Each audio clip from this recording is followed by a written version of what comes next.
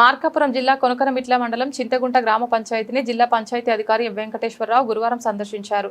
గ్రామంలో అమలవుతున్న అభివృద్ధి పారిశుద్ధ్య కార్యక్రమాలను ఆయన ప్రత్యక్షంగా పరిశీలించారు. సందర్భంగా ఇంటి పన్ను వసూళ్లు, స్వచ్ఛరథం కార్యక్రమం, జలధార, జలహారతి, జల సురక్షణ మిషన్, గ్రామ పారిశుద్ధ్య పరిస్థితులపై సమీక్ష నిర్వహించారు.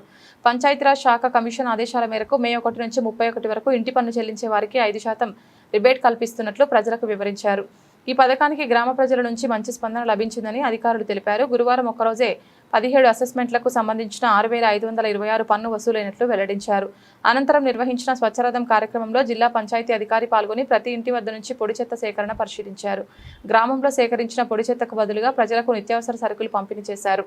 కార్యక్రమంలో భాగంగా 17 కేజీల ప్లాస్టిక్ బాటిల్స్, 12 కేజీల పుస్తకాలు, 4 కేజీల ఐరన్, 17 కేజీల గాజు బాటిల్స్, 13 కేజీల అట్టముక్కలు, 4 కేజీల పాత వార్తాపత్రికలు సేకరించినట్లు అధికారులు తెలిపారు. మొత్తం 63 కేజీల పొడి చెత్త సేకరించామని వెల్లడించారు. ఈ సందర్భంగా ఎం వెంకటేశ్వరరావు మాట్లాడుతూ ప్రతి ఇంట్లో తడి చెత్త, పొడి చెత్తను వేరువేరుగా ఉంచాలని సూచించారు. ప్లాస్టిక్ వినియోగాన్ని తగ్గించి పర్యావరణ పరిరక్షణకు సహకరించాలని కోరారు. స్వచ్ఛరథం గ్రామానికి వచ్చినప్పుడు తప్పనిసరిగా చెత్తను అందించాలని, గ్రామాన్ని జీరో వేస్ట్ విలేజ్గా తీర్చిదిద్దేందుకు ప్రతి ఒక్కరూ భాగస్వాములు కావాలని పిలుపునిచ్చారు.